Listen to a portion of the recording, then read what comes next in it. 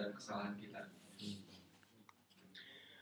Uh, di dalam Quran surat Muhammad, Allah Subhanahu wa taala berfirman, surat ke-47 ya, ayat 24. Kata Allah, "Afala yatadabbaruna al-Qur'an am 'ala qulubin aqfaluha?" Ini sebuah pertanyaan dari Allah. Afala yatadabbaruna al-Qur'an? Maka kenapa, kalau dalam konteks dulu mereka gitu kan, kalau dalam konteks sekarang ya kita, kenapa kita tidak mau mentadabburi Al-Qur'an? Am 'ala qulubin aqfaluha? Atau memang hati kita ini terkunci gitu, aqfaluha, terkunci. Ini sebuah pertanyaan yang sangat pedas dilontarkan oleh Allah Subhanahu wa taala kepada kita. Afala yatadabbaruna al-Qur'an am 'ala qulubin aqfaluha? Tahir Ibnu Asyur di dalam tafsirnya mengatakan yang dimaksud dengan aqfaluha itu sama dengan fa'asamahum wa 'ama absarahum. Jadi ketika dibacakan Al-Qur'an, ketika kita membaca Al-Qur'an, fa'asamahum wa 'amma absarahum. Kita ini tuli, bukan tuli pendengarannya, tapi tuli fungsinya. Wa 'amma absarahum, dan buta, bukan buta matanya, tapi buta fungsinya. Kenapa? Karena kata Tahir Ibnu Asyur, sesungguhnya Allah itu innallaha khalaqahum. Sesungguhnya Allah telah menciptakan mereka manusia bi'uqul, dengan akal. Dengan akalnya. Maksudnya dengan kesempurnaan. Dengan kebaikan-kebaikannya. Kata Tahir Ibnu Asyur, fala yatadabbaruna al-Qur'an. Kenapa mereka itu tidak mau mempelajari Al-Qur'an? Kita tidak usah bicara orang lain. Kita aja sendiri, gitu kan? Berapa sering, berapa hari kita mempelajari atau mentadabburi Al-Quran? Padahal kata Tahir Ibnu Asyur, sesungguhnya Allah telah menciptakan manusia dengan akal, dengan kesempurnaannya, bil khair wassalah, dengan kebaikan-kebaikannya, dengan berbagai macam perangkatnya yang tidak akan pernah ada batasnya. Kalau misalkan iPad-nya Pak Yahya itu hanya 64 GB, ya kan ada batasnya. Setelah 64 GB ya sudah habis. Orang otak kita ini lebih dari 64 GB. Kadang memori dahulu itu masih ada dalam otak kita, dalam memori kita, ya kan? Betapa sempurnanya Allah menciptakan akal kita, otak kita. Afala yatadabbaruna al-Qur'an? Kenapa engkau tidak mau mentadabburi Al-Qur'an?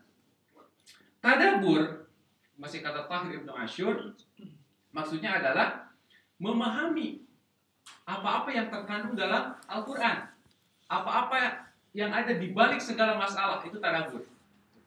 Ketika kita mengetahui bahwa ini sebuah handphone, kita tidak hanya tahu, oh itu handphone. Bukan. Yang namanya tadabbur adalah kita mengetahui fungsinya, ada apa di dalamnya, sehingga kita bisa mengambil manfaat dari barang tersebut. Kita tahu bahwa itu adalah Al-Quran. Hampir di setiap rumah kita punya Al-Quran. Yakinlah, paling tidak Al-Quran dari mas kawin, ya kan? Yang belum pernah terbuka, yang sudah berdebu, paling tidak itu. Ya kan, mas kawin, Al-Quran. Rata-rata kan di Indonesia gitu, seperangkat alat sholat, ya kan, ditambah satu kitab Al-Quran, dan uang 10.000, kembaliin dong 2.000, ya kan, mas kawin ada gitu.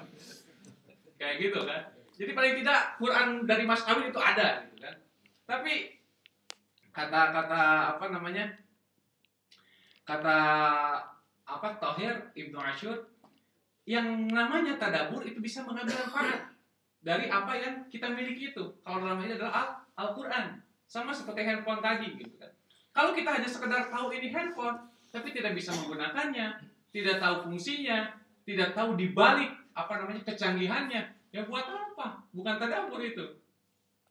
Apa ya? Biasa banyak punya istilah aneh gitu. Gitu. Itu tadabbur kata Tahir Ibnu Asyur. Nah, sementara aqfaluha, terkuncinya hati, paling tidak ada keraguan-raguan dalam hati itu.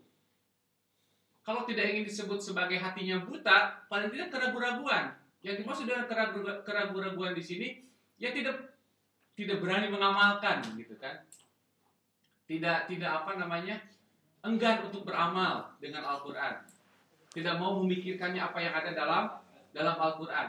Padahal banyak sekali ayat-ayat di dalam Al-Quran itu diakhiri dengan kata-kata ya tafakkarun. Apakah kamu tidak berpikir? Banyak sekali. Seperti misalkan tadi di dalam surah Al-Qamar, ketika Allah menceritakan tentang, kan beberapa ayat pertama sampai ayat sekian itu berbicara tentang kelompoknya Nabi Nuh. Kadzabat qaum Nuhin bin Nuzur, berbicara tentang kedustaannya kaum Nabi Nuh. Kemudian di ujung ayat walaqad yassarnal Qur'an lidzikri fahal mim mudzakir. Sungguh kami telah mudahkan Al-Qur'an. Maksudnya Allah sudah menceritakan kelompok-kelompok terdahulu. Kita bisa membaca sejarah dalam Al-Quran. Bagaimana Allah menghancurkan kelompok terdahulu. Bagaimana kaum Nabi Lut, kaum Nabi Nuh itu ditenggelamkan oleh Allah. Kemudian kaum Nabi Lut, rihan sorsoro, dengan hembusan angin yang sangat kencang. Kemudian kaumnya Samud dengan suara yang menggelegar, ya kan? Kata Allah di setiap cerita itu Allah tambahkan walaqad yassarnal Qur'an lidzikri fahal mim mudzakir. Sesungguhnya telah kami mudahkan Al-Qur'an, ya kan? Lidzikr, untuk dipikirkan, untuk diambil pelajaran. Fahal mim mudzakir. Kenapa engkau tidak mau mengambil pelajaran? Kata Allah seperti itu. Fahal mim mudzakir walaqad yassarnal Qur'an lidzikri fahal mim mudzakir. Sampai 4 kali. Ketika berbicara tentang Nabi Nuh, ya kan? Kemudian kaumnya Nabi Lut, kaum Samud, dan satu lagi kaum Ad, ya kan? Kaum Ad. 4 kali. Dalam satu surat walaqad yassarnal Qur'an lidzikri fahal mim mudzakir. Sungguh telah kami mudahkan Al-Qur'an fahal mim mudzakir. Makanya wajar kalau Allah mengatakan afala yatadabbaruna al-Qur'an am ala qulubin aqfaluha. Kalau kita tidak pernah mau mentadabburi Al-Qur'an, ya jawabannya terkuncinya hati kita. Aqfaluha. Hadirin wal hadirat rahimakumullah. Padahal kalau kita mau mentadabburi Al-Qur'an, mau mempelajari Al-Qur'an, paling tidak ada beberapa manfaat yang bisa kita ambil atau bisa menjadikan pribadi kita menjadi pribadi yang Qur'ani lah. Pertama, kita bisa memiliki atsbatu maufiqan. Kalau kita mentadabburi Al-Qur'an, kita bisa memiliki sifat atsbatu maufiqan, menjadi orang yang paling teguh, paling tangguh pendiriannya. Apapun yang terjadi. Atsbatu maufiqan, menjadi orang yang paling teguh atau paling tangguh, kokoh sikapnya. Bukan berarti keras kepala. Kalau kata Pak Ade keras beng gitu kan. Bukan seperti itu, bukan. Teguh pendiriannya ini ketika badai menghadang, ya kan? Ketika istri mau pulang ke Indonesia, tetap aja teguh gitu kan, enggak jadi malas ke masjid, enggak. Ya kan? Masih nyantai gitu. Atau istri masih di Indonesia, ya kan? Masih teguh pendirian. Yaitu asbatu maufiqan. Kenapa? Al-Qur'an menyuruh kita seperti itu. Di dalam Quran surat Hud ayat 120 Allah mengatakan a'udzubillahi minasyaitonirrajim wa kullan naqussu 'alaika min anba'ir rusul ma nusabbitu bihi fu'adak wa ja'aka fi hadhil haqq wa mau'izatu wa dzikra lil mu'minin wa kullan naqussu 'alaika min anba'ir rusul. Dan demikianlah kami telah kisahkan dari kisah orang-orang terdahulu dari para nabi dan rasul. Manusabbitu bihi fuadak, dan itu bisa meneguhkan hati kalian. Ketika Nabi Muhammad ya kan diterpa berbagai macam goncangan, halangan dan lain sebagainya, Allah ceritakan bagaimana kisah kaum terdahulu. Tidak setiap nabi itu berhasil mengundang umatnya, mengajak umatnya kepada jalan yang benar. Tidak. Seperti Nabi Nuh, anaknya tidak berhasil beliau Islamkan. Ya kan? Nabi Lut, keluarganya. Bahkan Nabi Musa, bapak angkatnya juga tidak. Banyak, tidak sempurna sebuah nabi itu dalam hal mengislamkan, mengajak umatnya kepada kebenaran. Makanya kata Allah, wa kullan naqussu 'alaika min anba'i rusul. Kami telah kisahkan kisah-kisah rasul-rasul terdahulu dan para nabi terdahulu untuk kita juga. Supaya apa? Manusabbitu bihi fuadak. Supaya fuad kita, hati kita nusabbit. Nusabbit itu artinya teguh, kokoh pendirian. Supaya kita tidak bergeming. Australia nggak ada apa-apanya lah. Gitu. Godaannya cuma dikit, cuma $, ya kan? Godaannya kan cuma itu Australia. Apa Pak? Dolarot. Ya, dolar. Waja'aka fi hadhil haq. Ya kan? Dan semuanya itu, kisah-kisah itu, Al-Qur'an ini itu merupakan kebenaran dan nasihat buat kita semua. Wa dzikra lil muttaqin, dan pelajar apa? Wa dzikra lil mukminin, dan peringatan bagi orang-orang yang beriman. Hadirin wa hadirat rahimakumullah. Asabat itu keteguhan, merupakan apa namanya?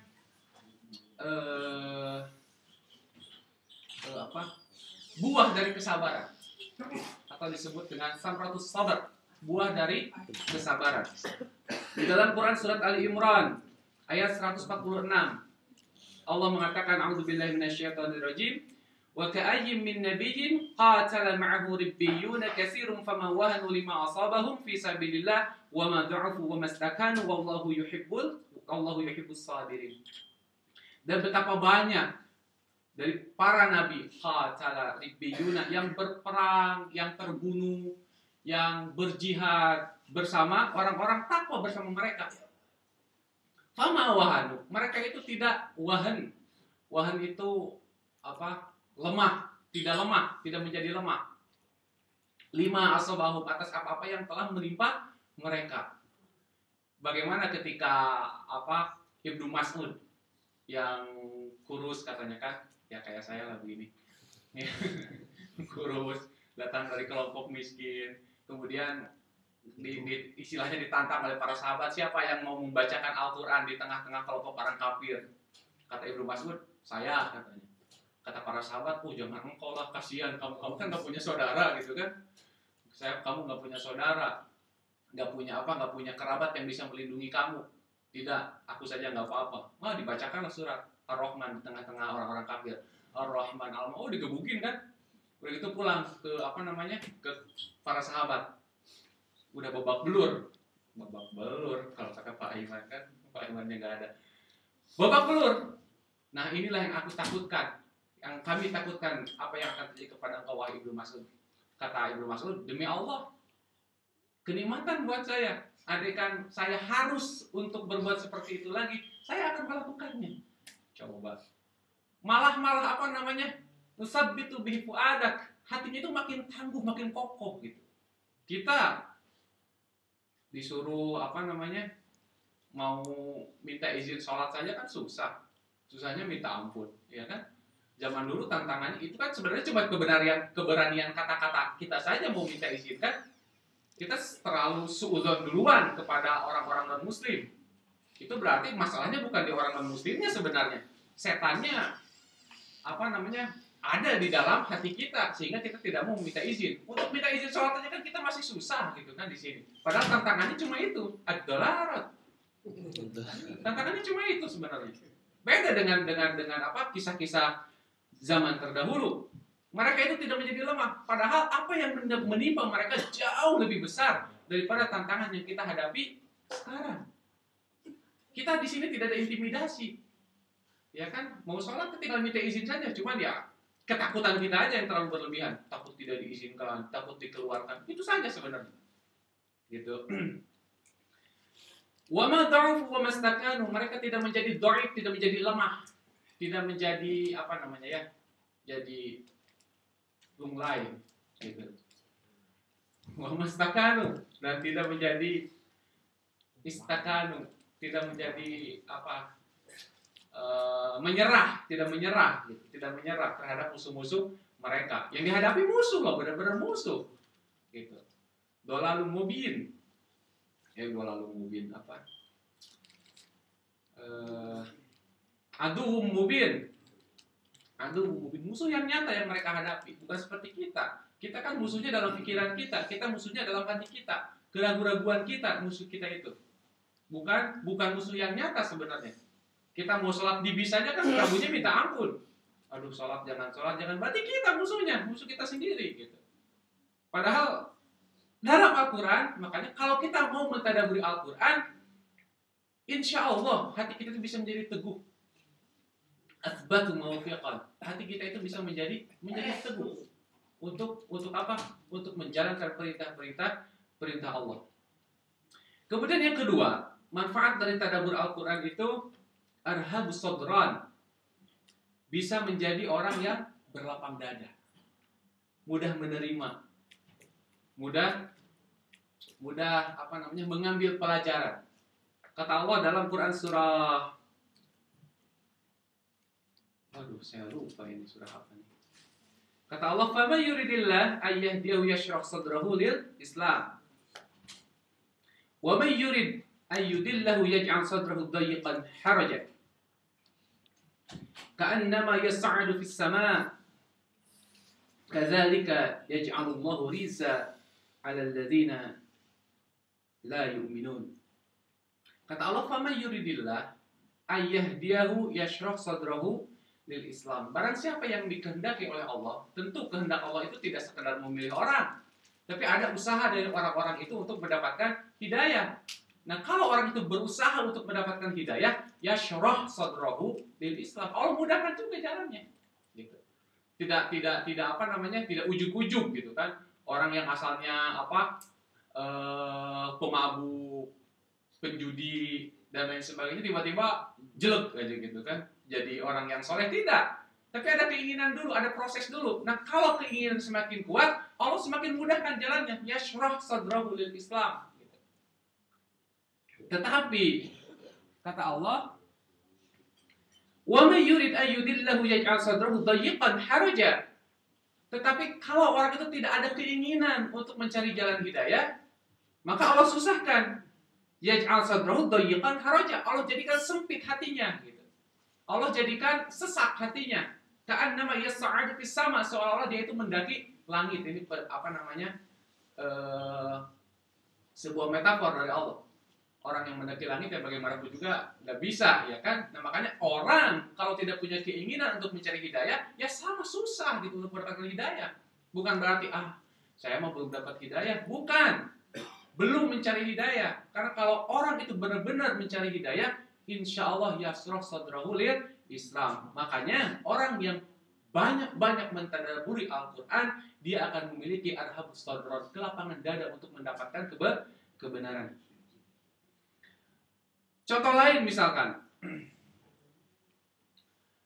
di dalam sebuah ayat juga dikatakan, "Wa man a'rada an dzikri fa inna lahu ma'isyatan dhanka wa nasyuruhu yaumal qiyamati a'ma."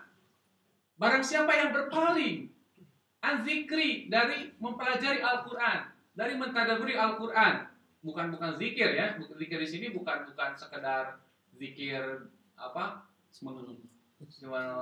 bukan begitu. Yang berpaling di sini artinya a'rada an dzikri, dari peringatan-peringatanku.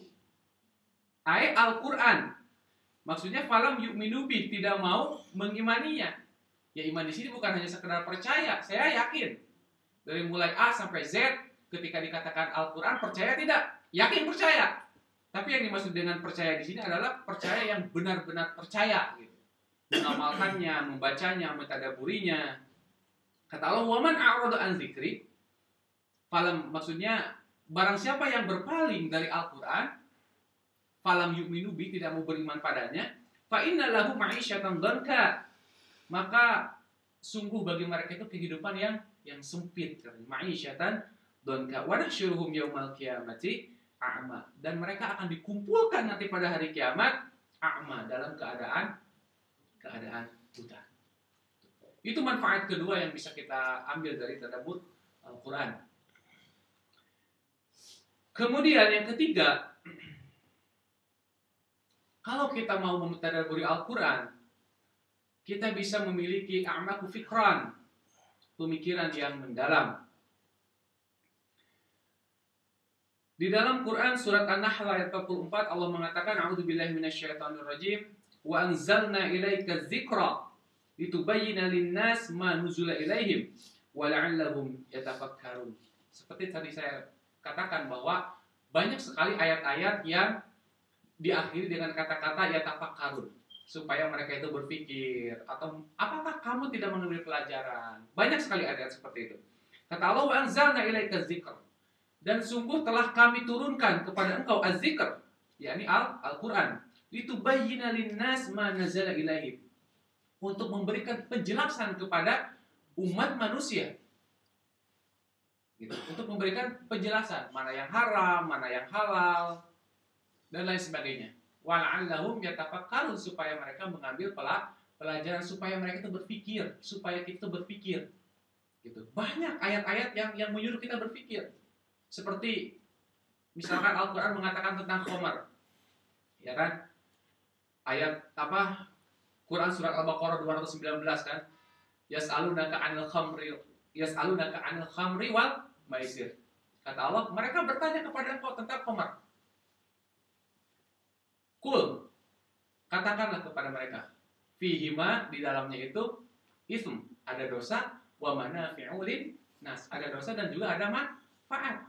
Wa ismuhuma aktsaru min naf'ihima, akan tetapi dosanya jauh lebih besar daripada manfaatnya. Dan ayat ini diakhiri la'allahum yatafakkarun, supaya mereka itu berpikir. Kenapa khamar diharamkan? Coba pikirkan gitu. Nanti ada hikmah tasyri di situ, ada hikmah di balik penetapan syariat. Bukan khamar itu karena bisa memabukkan, bukan. Itu hanya hikmahnya saja. Kenapa itu babi haram? Kenapa? Coba pikirkan. Nanti ada hikmah yang bisa tergali dari situ. Gitu. Bagaimana Allah menciptakan alam semesta, ya kan? Pikirkan, gitu. Pergantian siang dan malam. Pikirkan. Kenapa di daerah kutub itu siangnya lama banget gitu kan? Bapak mertua saya dulu pernah di mana, itu kalau puasa itu kapan bukanya katanya gitu kan, karena siangnya lama terus, ya kan? Pikirkan supaya kita berpikir.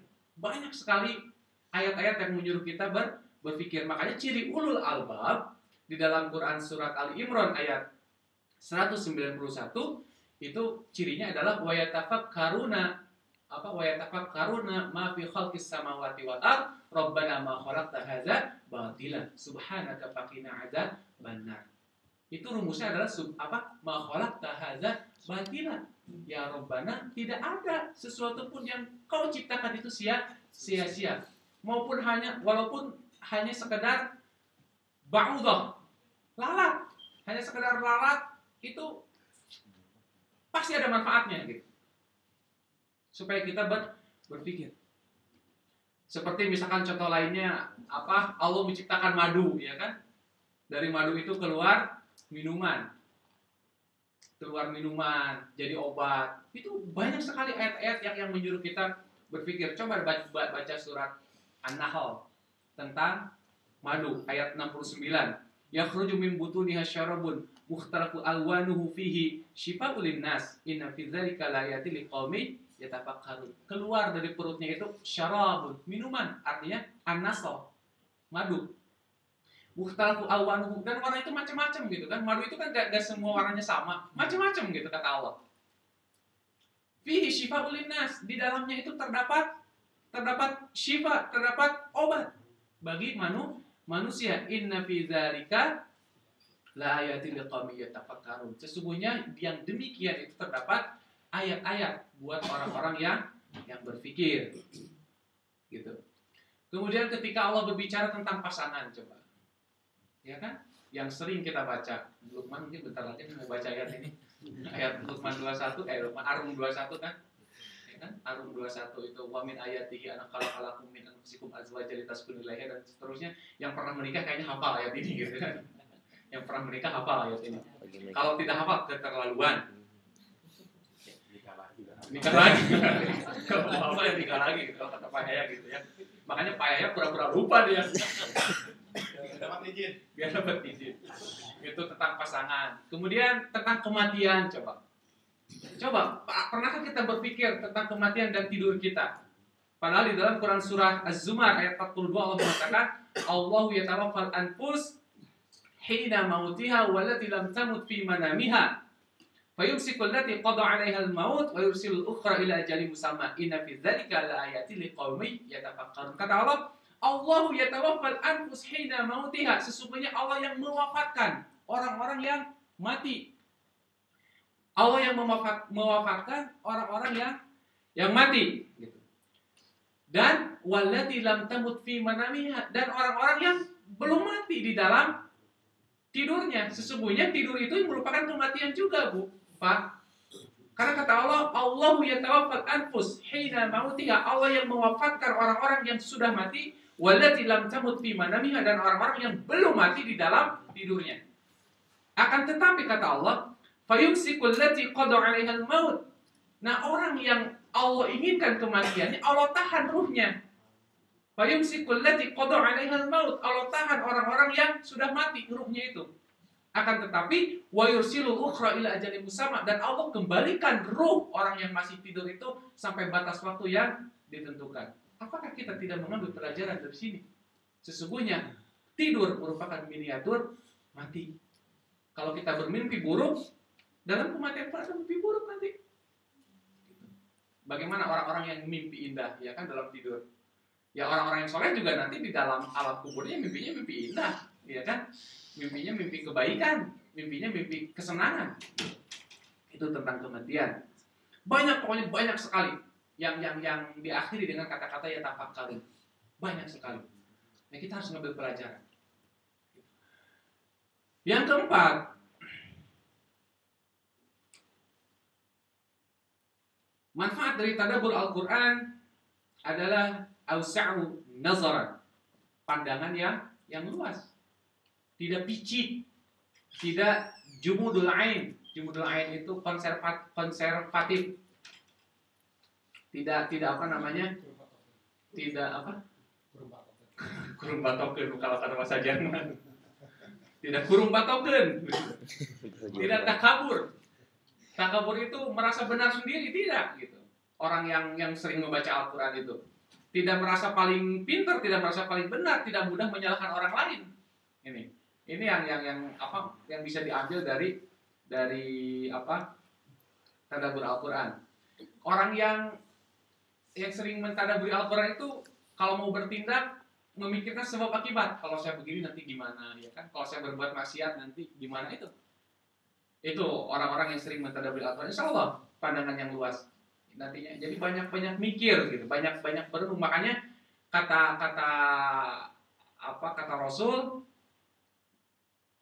perbanyaklah menangis, sedikitlah tertawa. Makanya kalau banyak baca Al-Quran itu adalah bacalah Al-Quran, ya kan? Fatabaku, dan menangislah kalian. Wa abku, dan menangislah kalian, ya kan? Apabila kau tidak bisa menangis, paksakan untuk menangis gitu. Itu kata Rasul seperti itu. Supaya kita bisa mengambil pelajaran, supaya kita banyak ketakutan gitu. Kalau mau berbuat, kalau mau melakukan sesuatu, banyak pertimbangan gitu. Sehingga kita tidak merugikan orang lain dan juga tidak merugikan diri kita sendiri. Karena apa? Penyesalan itu datang belakangan biasanya kan. Kita berbuat ini seenaknya gitu kan. Kita tidak memikirkan. Kenapa? Karena tidak punya awsa'u nazaran, tidak punya pandangan yang luas gitu. Nah, yang paling penting dari sini adalah pandai mengambil hikmah. Dan hikmah ini sesuatu yang sangat mahal. Di dalam surat Al-Baqarah 269 Allah mengatakan, a'udzubillahi minasyaitonir rajim, yu'til hikmata may yasha wa may yu'tal hikmata faqad utiya khairan katsira wa ma yazakkaru illa ulul albab. Sesungguhnya kata Allah memberikan hikmah. Al-ilmu nafi', ilmu yang bermanfaat. Maksudnya adalah untuk apa? Untuk apa? Untuk diamalkan. Ilmu bermanfaat itu adalah ilmu yang diamalkan kepada siapa saja yang dikehendaki. Wa may yu'tal hikmata faqad utiya khairan katsiran, dan barang siapa yang diberikan hikmah oleh Allah, sungguh dia telah dikaruniai sesuatu yang sangat besar. Wa ma yazakkaru illa ulul albab, dan tidak bisa orang itu mengambil hikmah kecuali orang-orang yang terbuka lubnya, mata hatinya. Itu saja mungkin yang bisa saya sampaikan.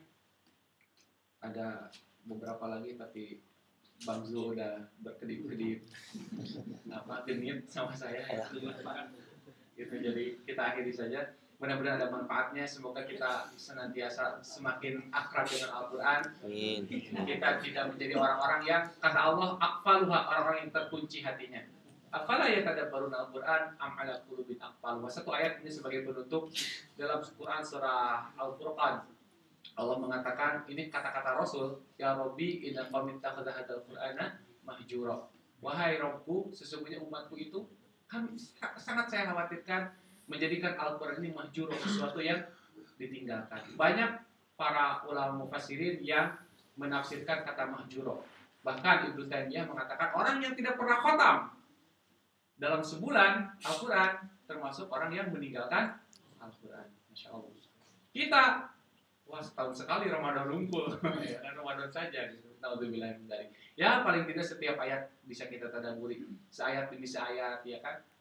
5 ayat, baca, pahami, amalkan. Insya Allah itu termasuk tadabbur Al-Quran, dan mudah-mudahan kita tidak termasuk orang yang Allah sebutkan tadi, orang-orang yang terkunci hatinya. Aqulu qouli hadza wa astaghfirullahi wa lakum walhamdulillahil alamin. Assalamualaikum warahmatullahi wabarakatuh.